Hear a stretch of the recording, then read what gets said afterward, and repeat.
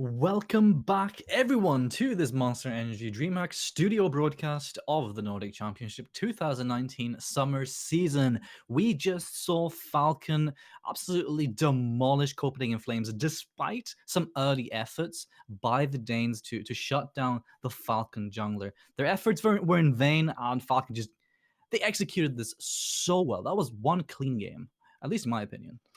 Yeah, especially as soon as they got to those team fights around the objectives. Yeah, they proved exactly why they are in the top three of the table. They looked so damn good when it came to the team fighting phase. And that's something that this team has had criticisms on in the past, is that around the neutral objectives, around their control specifically, has been a little bit lacking. But this game, their vision control was absolutely excellent, and their teleport positionings were so great from Kryze in the top lane on the Vladimir, completely wiping out the back line of Copenhagen Flames in the final team fight over in 5 seconds and took the game along with it. Yeah, Falcon stepping it up. They're shaping up their weaknesses here, and that's exactly what you want to see from a team like Falcon heading into playoffs, right? Because they've already secured the playoffs position. Now they're just gonna improve on what their weak spots are, and perhaps try some new things or try some new in-game kind of focal points here, as they are looking at that semifinals, hopefully for them, right? Obviously, the top seedings are still to be decided. So yeah, apart from some misplays, I think there was like this one fight in the top side of the map where Copenhagen Flames got a bunch of big shutdowns. So there's still some sloppiness there. Darkness didn't get his last breath off, I believe, dashing into three people and dying straight up in the mid side. So there's still some room for improvement there, but all in all, some good stuff coming in from Falcon. It's exactly what we want to see. For Copenhagen Flames, however, there's still 2 games left of this best of 3 series, obviously, but you gotta be a little bit demoralized. How do you think a team like Copenhagen Flames feels like after such a one-sided game one? And how do you reset yourself after such a stomp, I should say? Really, you have to look at the positives of the first game, and there was positives there for Copenhagen Flames. They just did kind of let go of them in the later stages of the game. But one of the first major positives that I saw from them is they forced the draft of Falcon away from what they have had a lot of success on in the past in the Sona Tom Kench in the bottom lane by taking the Xayah early. A lot of teams have loved playing the Xayah Rakan bottom lane, so they forced Lannister onto that champion. It did backfire a little bit. I will say that Lannister's Rakan caught out Gooby several times in some of those key team fights. So maybe they want to switch that up and make sure that it's them who get their hands on the Rakan and just try and play it the opposite way. And especially if you have a team like Falcon who likes to put a lot of focus onto their top and bot lane in the draft and get themselves an aggressive early jungler, then maybe they could look for that duo in the bot lane, but they've banned out the Xayah instead. Xayah is indeed one of the first bands coming out from Copenhagen Flames with that Yumi, also with at least Aurelia band away from Copenhagen Flames. So I have a theoretical question for you. If that was a Yumi in the hands of Lannister, would the game play out differently? I know you're not going to have the big recon engages, but how do you think the game would play out?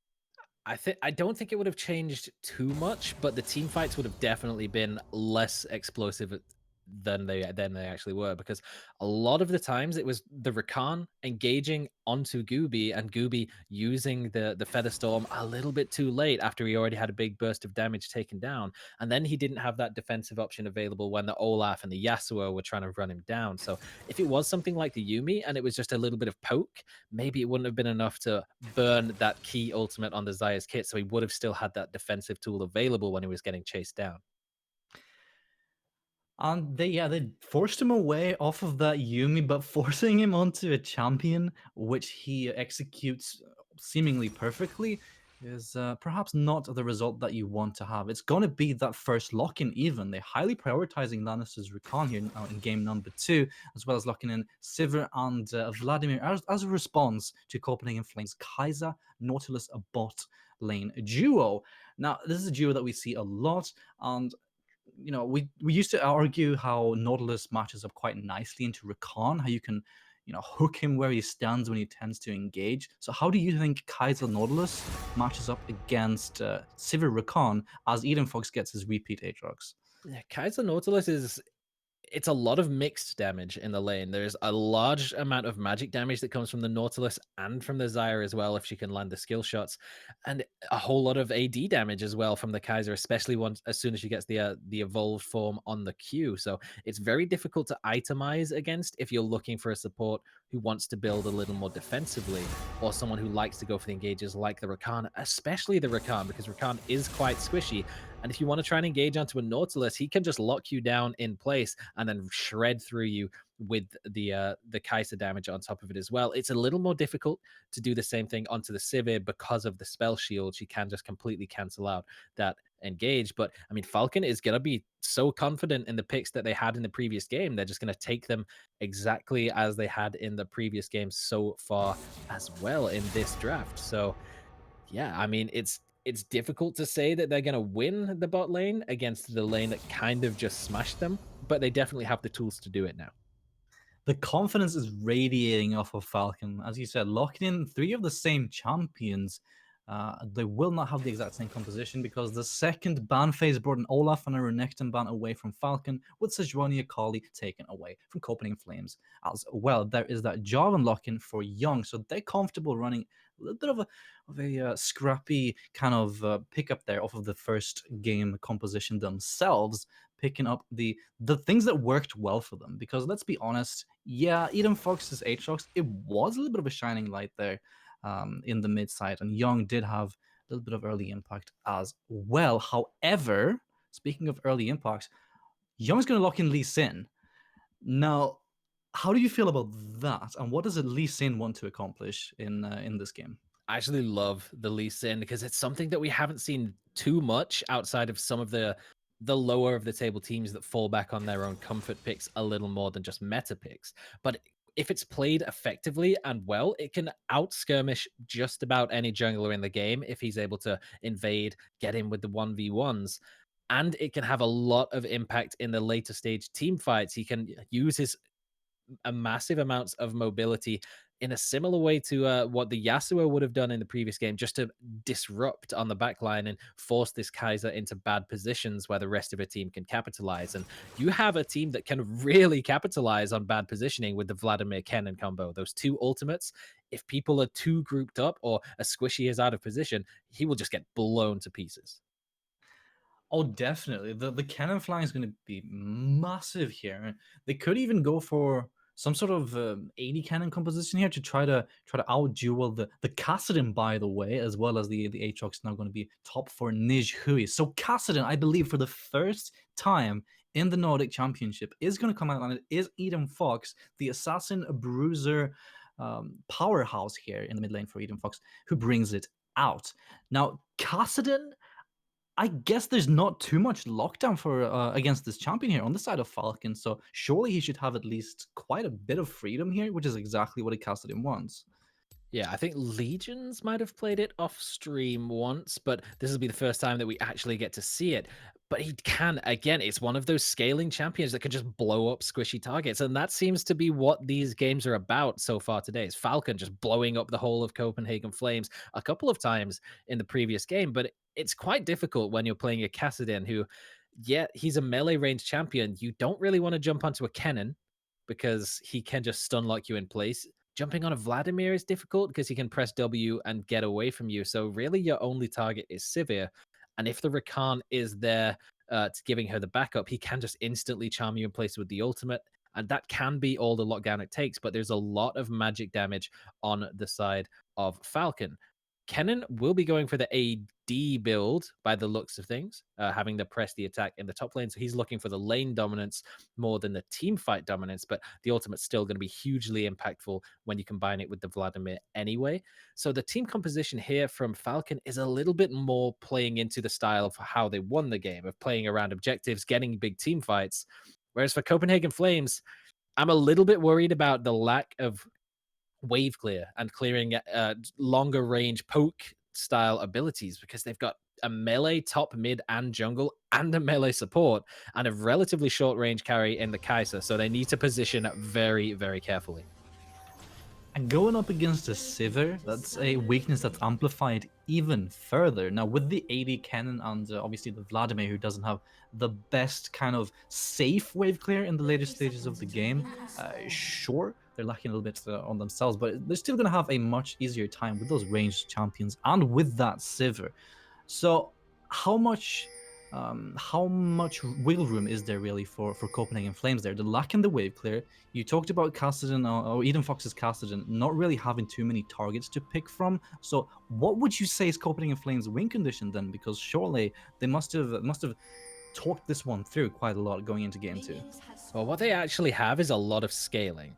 And if anything, they have a better 1-3-1 composition than that of Falkn this time around. Is in the later stages of the game, Aatrox can probably win the 1v1 against the Kennen or the Vladimir, and Kassadin can almost definitely win against either of those two as well. He will just pop through either of them. Maybe not so much the Vladimir as he has the defensive tools, but if he can find the matchup that he wants against the Kennen in the side lane later, he will just take that over. So they need to make sure that, again, just like they had in the previous game, they're keeping track of Skeeden, this time on the Lee Sin, similar to the Olaf, in the fact that it can just snowball out of control in the early game and build towards those damage and be another threat on the team. So they need to make sure they're tracking him, making sure that he's not dominating in the solo lanes, and get the advantage on as much on their side as they possibly can, because the longer this game goes, the more things scale in their favor. And perhaps that is why Falkn have switched the lanes around a little bit here, with that on-hit cannon now being sent mid lane to match up against Eden Fox's Cassidy, and Darkness looking to answer Niche, who's in the top side. Actually, meanwhile, there's a little bit of a fight going on the bot side. Huidan finds Young and says, "Nope, you shall not enter my jungle," but I believe it's Young who actually gets away with that red buff, and Huidan obviously started the red buff himself. And that's what we were talking about when we say the Lee Sin can be that skirmish jungler that can beat just about anyone in the early stages of the game. He takes a big chunk of damage out of Young's health bar and forces him back into his own jungle. And even though the Copenhagen Flames bot lane were in a position to collapse, it still amounted to nothing. So a little bit of a testing the water situation coming in again here in game number 2, but we saw in the previous match that when they turn on the on switch, then it's over in just a few seconds, right? So while we have these hesitant kind of scenarios that go on early on, with Huidan not really wanting to commit down bot side because of the collapse potential of the bottom lane, then as soon as the freedom is there, it's going to be explosive.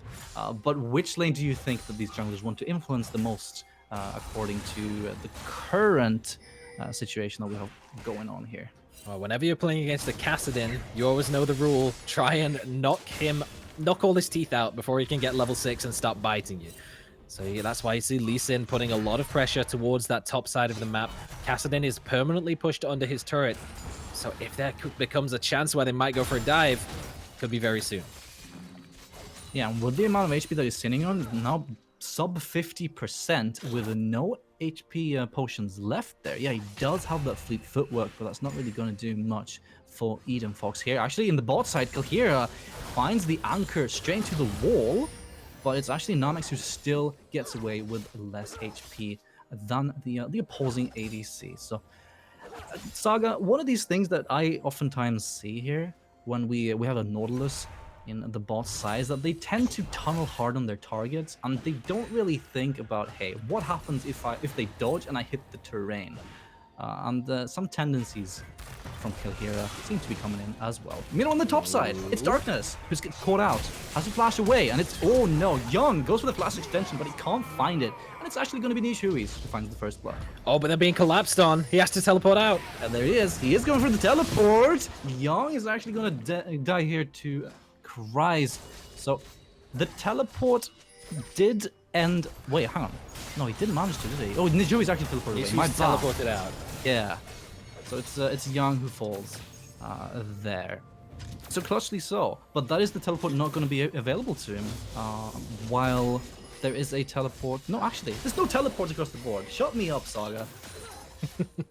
Shut up, Lance.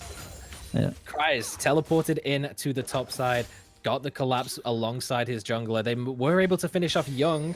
They weren't able to get the Aatrox though, so he does get the kill in the 2 versus 1 under the tower. Young pays for it with his life, and thankfully, maybe it's Cries that picks up the kill credit for himself, but that's just going to mean that Eden Fox is going to hate his life just a little bit more in the mid lane, as now any damage that he is able to trade and put down onto the cannon, he's just going to lifesteal back up. Yeah, Thumb Scepter, huge pickup here, and Eden Fox seems to be rushing for that Blasting Wand. Now, what does he want to build that Blasting Wand into? Is it going to be the Roa, or would he go for some sort of, you know, Luden's Echo kind of shenanigans here? Surely it's the Rod of Age. I would say that's definitely the safer option, especially when you have a team comp that scales as well as the Copenhagen Flames composition does, with the Kai'Sa, the Kassadin, the Aatrox. They're all going to be dealing so much damage in the late stage. There's no reason really to go for a risky style. And really, you're 300 gold down. Young is still having impact across the map. You might as well just go for the safer option, because you're going to be struggling against this cannon anyway. Oh, the re-engage comes in after Young engages down on the bot side, and Young will be the first one to fall. Hueden also arrives at the nick of time. Teleport's coming in from, I believe, Eden Fox on the mid side, but it's in the middle of 3 people. Yeah, he's got his Rift Walk there, and has to flash away even. So an unfortunate situation for Copenhagen Flames, and despite engaging this, they're the ones who have to run away with their tail between their legs. Yeah, beautiful positioning from the Lee Sin to perfectly be in the correct spot. This is exactly what he was not able to do in the previous game, because Young and the rest of the Copenhagen Flames were keeping that control, making sure they were keeping track of exactly where he is. But this time, when he goes for the aggressive plays twice in a row, Young has been punished for it by the Lee Sin just being where he wants to be, putting out the pressure on the map. And Young, he's going for these aggressive plays, but he's being punished for it. And this time it's a teleport from Eden Fox that's sketchy, questionable. Teleports into the backline. It's not quite as impactful as the Vladimir in the team fight of the previous one, where he just blows 3 people up. No, this is a Kassadin with a Dark Seal and a Blasting Wand. He has no choice but just to leave.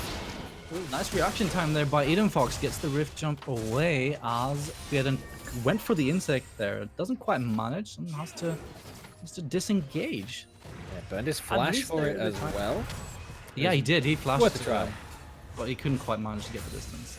Yeah, but Cries didn't have his ultimate available, so even if they were able to get that, it might not have mattered. But Lannister was roaming up as well, so they would more than likely have had enough of lockdown potential to keep the Kassadin in place. So really good reactions on the Rift Walk to dodge out from the attempt. The first proactive attempt of the Lee Sin of Hueden, and this is more of what we need to see, is that we need to see them keeping themselves alive, just keeping that scaling going. Young, he's on the job and he wants to make things happen, but every time he's just getting punished for it. So if he wants to try and make these plays, they need to get some pressure in one of these lanes. They need to shove in, get some vision control, and then go for it the next time around. But then again, how do you shove in against a Sivir? How do you shove in against these ranged champions, right? It's so difficult for them to try to form these environments in which Young can succeed. So perhaps a little bit of a consequence of their own draft. Perhaps they need a little bit more time for that scaling of Eden Fox, as well as the Kai'Sa Nautilus down on the bot side. So Young, I suppose, what is his job then? Just try to be reactive, because how can he react to this? The mid lane play, Hueden. Honestly, there's no escape there for Eden Fox. What can he even do? The only thing he could have done is seen it coming earlier and get out of the way. And that's really what the job of Young is gonna have to be from this point forwards, is using the control wards he has in his inventory. But look at the path he's just had to take out of his own jungle. Hueden's just walked past him and he's already making his way towards the top side to put pressure on Nihus. Proactive Hueden is online. Darkness starting the trade here. The triple Q comes in, which signals Hueden to go in. Meanwhile, there's a hook down in the bot side. The tower dive is very real. Hueden picks up the kill with, I believe, a final auto attack before the flash on Nishhui's falls. So this man's everywhere. Yeah, and there's one ward for Copenhagen Flames, and he just avoided it. He walked up, got over, used the blast cone into where the Crux camp was, so it was only at the last second he was seen. Nicely popped there, meaning on the bot side, Young, Cataclysms, but in the mid side, Eden Fox finally dies at the hands of Cries with that W activation. The electric hamster is too fast for the Rift Walker himself to escape from, and Cries is looking strong with only a Cutlass, mind you. Oh yeah, getting that additional slow from the Cutlass active and the move. Wait, hang on just a second. Lannister. Lannister? That's the problem. That's the problem with Rakan into Nautilus, is if your engage doesn't work, he can just lock you down, and you can take a whole bunch of damage before you can do that usual Rakan thing of just dashing back out of the fight. So it's going to be forced back to base. He does keep both of his summoners available, though, so he can still just go for the aggressive play. Next time, it doesn't hurt him too much. It's just a little bit of XP that he's going to lose. Now, imagine a universe where Death Charge was available there. That's surely a dead Lannister. But then again, he did have the flash and heal available as well. But that stopwatch being gone is going to matter for the coming fights, I believe, since the dragon to spawn right now is that Infernal Dragon. It's going to be the second one of the game, and obviously both teams want to set their eyes on that. However, Saga, I'm sort of predicting that you're going to say that this one should be in Falkon's hands. Yeah, I mean, Lannister's just gone to put a little bit of vision down on towards the mid lane, so it just gives an opportunity for Copenhagen Flames to shove in the bot lane, but Hoiden's already here, so if Young wanted to come down and try and get some control around the dragon, it's just going to be another case of the Lee Sin sliding in and just having that counter gank potential again. He's just been everywhere that Young wants to go. They might spot him on the ward in the bush, though, if he oversteps, but he's playing this so patiently. He's waiting for Cries to be in a position where they can just guarantee the safety. And they've even brought Darkness down from the top lane. 5 people for this Infernal Drake. They do not want to give this up. They're committing hard. He even has Darkness walk from the top side. And Kalhira actually gets engaged upon by Lannister, but it's pretty much just to dissuade. Now, Nish Huiz, can he pick up any plates from the top side? It's seemingly irrelevant as the Rift Herald is spawned in the mid, and this might even be first turret going down. It forces the TP by Nish Huiz. Are they going to try to fight this one out? The Demolish is there also. Sure, this tower will fall. No? But you've got the Kennen and the Vladimir with ults available, so if it's a 5 versus 5, Falkn just steamrolls through it. Especially with Gooby on the bot side and TPing in as an ADC, you have to have some seriously swell positioning there with that teleport ward. So they don't commit for it, however.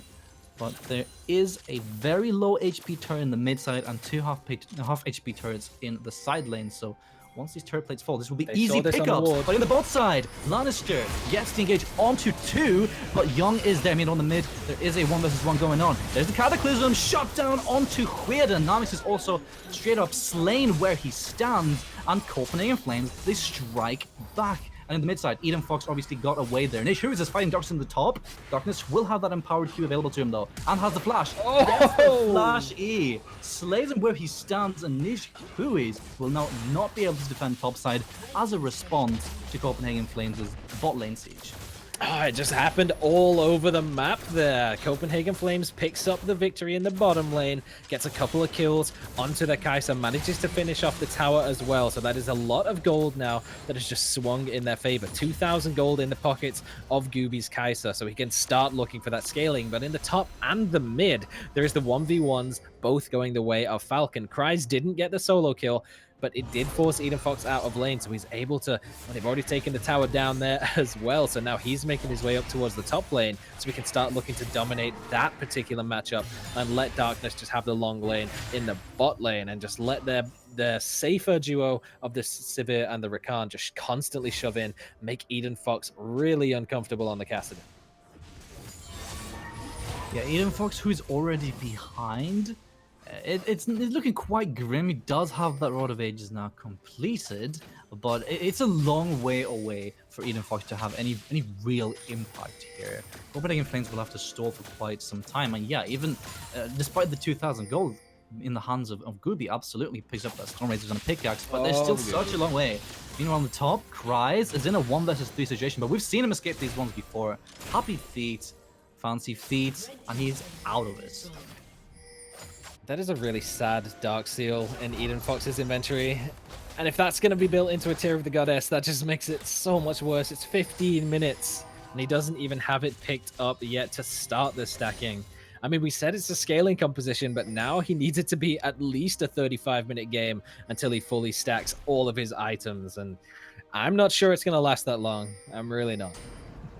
Yeah, well, the previous one being over at just above 26 minutes, and Falkn looking strong in the second game as well. A quick series is what it's looking at, but obviously there is still room for Copenhagen Flames to come back. If they manage to pull off the stall, then absolutely they'll come online eventually. But just look at top lane. Christ could just do whatever he wants. He's pummeling this top turret. Eden Fox has nothing to say about it. Oh, he gets stunned in the middle of the minion wave, trades a little bit of damage back, but the press the attack proc just chunks him out, and now he can't defend that lane. He's still level 10, doesn't have the empowered ultimate, the level 2 yet, so he's just hit it now. Baited out Cries with the recall, made sure he was backing away. He knew that there was potential that Young and Kalhira could be roaming up, and that is exactly what they were doing. So smart from Cries to back away, and now he just sits in the bush, knows that Eden Fox is gone, straight back to pushing that tower, baby. Yeah, intelligently so. His yank senses were tingling as two members were on their way, but he just resets their attention, I guess, and should be able to pick up the second kill, or third tower, I should say, for Falkn here. So now all outer turrets gone. The map is wide open for Falkn. The next dragon spawning as well, which is going to be another Infernal. If they secure this one, they've got this game in the bag, at least in the mid game here. All I want to say is at this point, the tier of the Goddess from Eden Fox has given him just over 1 bonus mana per minute of the game. He's got a long way to go before he scales. Yeah, a little bit of a late pickup there, but I mean, hey, better late than never, right? If they manage to stall, he'll be a powerhouse. The quickness comes in. We are done. Slays come here where he stands, and that's beautiful engaged by Lannister once again. Meanwhile, on the mid side, it's Cries who's 1 versus 1 in Gooby, but Gooby escapes. So I mean, Falkn just pulling the trigger right before Dragon spawns, and now it's theirs. Repeat after me, Lancelot. Vision control is important. It definitely is. Vision control is important, Saga, and they're playing accordingly. Just look at all of those wards, man. That is exactly why they're able to find all of these picks. Every time Copenhagen Flames is walking through their jungle, they're always just walking face first into a Lannister or a Rakan, knocking them up. 4 members just sat in that bush, just take down 2 free kills, including Young. So there was absolutely no chance of a contest, especially when Gooby gets forced out of the mid lane by the Kennen as well. These guys, their warding has been so on point, and their neutral objective control has improved so much. I love to see it. I really do. And in game versus... Oh, hang on. Just hold that thought, Lance. Me not. Get in. Gets Nautilus altered, and it's a 2 versus 2, I believe. Gooby is way too far away, but surely this will be a disengage. But Saga, we saw in game number 1 just what happens when Falkn started to establish this immaculate vision control, and how they played accordingly afterwards. How they utilized the Rakan and the lack of vision by Copenhagen Flames to get these repeat picks. And so how do you re-establish control if you're Copenhagen Flames in such a situation? And since you're reliving pretty much the same thing as in game 1. Well, first, Gooby has the correct trinket to do so. Is if you want your support and jungle duo to push in and get some vision control, make sure you're using that far sight on bushes that could potentially have 4 members of the Falcon squad in, and make sure they're not walking face first into an ambush. So that's kind of the key, is just make sure that it's safe enough. Make sure you can see members of the Falcon squad on the map, so you know you're not just walking into a huge group of people just waiting to knock you off your feet as soon as you get a little bit too close. And I suppose you also do have that Void Seeker also to scout a little bit. Nihus has picked one up as well. But there you go, they're adapting a little bit, right? So this is beautiful to see coming into game 1, or game 2, I should say. You know, adapting for both of this game and the previous one, and realizing that they need to scout that little bit extra harder. And I mean, it's a start, right? We see some control words coming in, but it's in both the boss and top side rivers. So slowly they're getting back in there, Saga. They are. Their jungle is at least somewhat safe now. They can go and take their own camps without being completely murdered for doing so, but they really can't step anywhere close to the river because look where Lannister is, look where Whedon is. They're just waiting. As soon as Young makes a step a little bit too far, they're going for the dives. They're going for it. Copenhagen Flames being the proactive team that we want to see off of them here. Trying to push Falkn away. Whenever they try to start something, that's a beautiful flag and drag by Young and the Cataclysm too. But he dies because he's way too squishy. Meanwhile, Gooby's trying to lay down the damage, but the flash forward by Whedon will secure the triple kill here after Kalhira as well falls. And they will translate this one straight into the Baron buff. Only Eden Fox alive. Saga, how many stacks on this tier? I don't think it's going to matter. Yeah, he's on 250. He's about a third of the way there. So he's stacking it up pretty quick, but man, Whedon, that was clean. That was so clean. He just Gooby put himself in a really poor position with the killer instinct going too far forwards. He wanted to capitalize on Namex being locked down, but he flashed backwards to the safety of his own teammates. So Gooby found himself in a 2 versus 1, had to back away with the invisibility, but Whedon just flashes after him, finishes him off, dashes back into his team, and pops down another member of Copenhagen Flames. And Lannister picked himself up 2 kills in that, so he's actually getting the payoff for having all this control, finding the picks constantly, and just being in the correct positions at the correct time. And it pays them off with the Baron buff for themselves. It's 22 minutes in the game. It's a 9,000 gold lead, and it's 3 pressuring lanes now for Falkn. Hey, as the support main, Rick, you feel Lannister's pleasure right now. Get in some of the kills himself there. Cash in on some supportive items here. And honestly, here's this huge Vladimir that that's sort of flown under the radar, coming in with the Rabadon's Death Cap and the Fiendish Codex now. That just adds to the amount of issues that Copenhagen Flames just have to deal with. And with Baron buffs in all 3 lanes, how did they even do that? Kalhira trying to go for something mid, but surely this mid inhibitor turret will fall soon. Yeah, this is what we said coming into the game. The wave clear just isn't there. Yeah, Killunacy comes in. Gooby again? Gooby slays Namex actually, so that's fantastic for Copenhagen Flames. They're looking for more.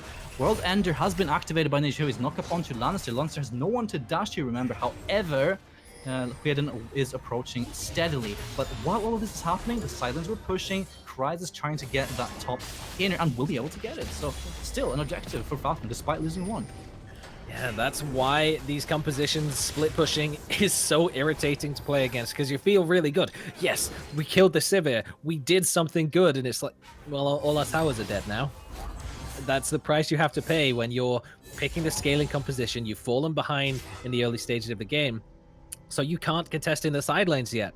You need more time, you need more items, you need more gold before you can start taking over the side lanes and putting the pressure back, and they're just not there yet. So despite the fact that, yes, it is an aggressive play from Gooby, and this time it pays off as he pops down Namex just at the start of that fight, they still lose out in terms of the overall map objectives. They pick up themselves up a second Ocean Drake as well. So as soon as that next Baron spawns, it's right back to the situation of the first game where they can just poke at it, deal some damage with the AD Cannon, with the Sivir, and then just back away if they need to, or just go straight in for the dive on the engage. And if it pays off like it did in game 1, Falkn, they're in a good spot. They're in a good spot, and even better so with Nish, who is dying. Up top, he just straight up murdered there by Kryze. Kryze with the on-hit can build just way too strong straight up, and that's 1 less split pusher for Copenhagen Flames to deal with, so they have to send Gooby up top, which opens up mid lane, obviously, for Namex as well. So they got 25 seconds. Cataclysm, however, onto Kryze. Let's quickens to the top side. Lannister going for that re-engage, but, you know, Kryze is still going to fall. Cognis is just in their base, chasing Eden Fox back to the fountain, though. This, like, wherever Copenhagen Flames want to try and make a play, and they get something for it, on the other side of the map, it's all Falkn.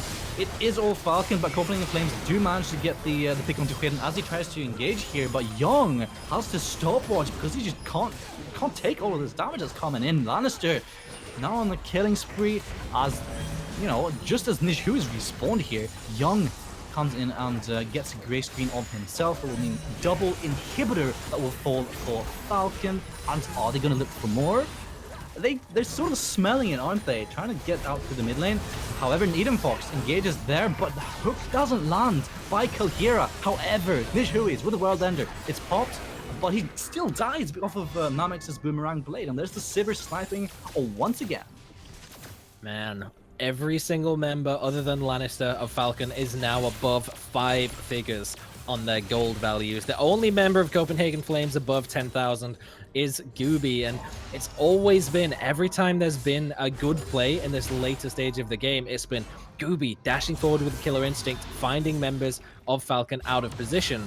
But he didn't have that available there, and even if he did, that was Falkn as a group. They grouped up as the 5. They have the Kennen, they have the Vladimir ultimate. It's so terrifying to be grouped up against that, but you have to be, because there's no other way for you to stop them from pushing, and you just don't have the tools to shut down the aggressive push. 2 inhibitors picked up for Falkn. There's only 1 left on the top side of the map, and there's a Baron buff that's going to spawn relatively soon along the way to it as well. So they have a couple of minutes now just to place down some vision control, get all the wards back in the topside jungle of Copenhagen Flames, and make sure that Young has no possible chance to get in, try and go for a steal. Even though he's 2 levels down, it could still be possible, so they want to completely get rid of that as an option. And it seems pretty linear what Falkn needs to do now. Ashley Quiet engages onto Fox. The stun comes in, and would you look at that? It just doesn't stand a chance. You know, split pushes, they're all dead where they stand on. It will be Falkn crashing in every lane, and I don't think Copenhagen Flames will be able to defend this. Just as you say, it's pretty linear what Falkn need to do. They just do it on both sides of the map. They shut down the people trying to scale up to be the split pushers on the side of Copenhagen Flames. Now it's 5 versus 3. They have all their ultimates available that are necessary to win the team fight. And Falkn go for the engage onto 2. Young gets the Cataclysm. He's trying to buy time, but that's now only Gooby left alive. He's staying in the fountain. Doesn't even want to move out of it. Oh, he doesn't get a chance. Comes in. Stop. He's still dead. He's going to fall. There it is. The ace comes in for Falkn, and they will pull off the 2-0 sweep and remain in the top 2 of the standings. Beautiful stuff from Falkn. They've cleaned up a lot of issues that they had in previous weeks, which is why they did manage to drop a game earlier in the season. But this time, no such weaknesses. A couple of deaths here and there, but they split off from the team. They got caught out by the Killer Instincts, but overall, very clean once again. They picked themselves up every single neutral objective in this game. 10 turrets to 1. Only 1 left standing in the Copenhagen Flames base in the top lane, but they didn't need to do that to knock that down to win this game. They just killed the split pushers, walked into the base, the 5 versus 3. They had the composition to do so. They had the items, the gold lead, and there was nothing Copenhagen Flames could do to stop them. Falkn looking quite dominant here in round 8. Remember, there's only 1 day left of group stages on Tuesday, so Falkn are on track to secure that top 2 finish. I believe there is no way for Falkn to get anything less than top 2 if they win their next match, since Ventus, I believe, was 2 game wins below them. So I think that Falkn are looking quite great going into the coming week. So that's going to be Falkn 2-0ing Copenhagen Flames. We've got 1 more match on the day. It's going to be the Icelandic showdown of FH versus Dusty. 2 of my, I'm going to be totally biased here, 2 of my favorite teams to watch in the league. A lot of fun. You guys are in for a treat, but we will have to wait for these ads to be over. So patience, my friends. We'll be back.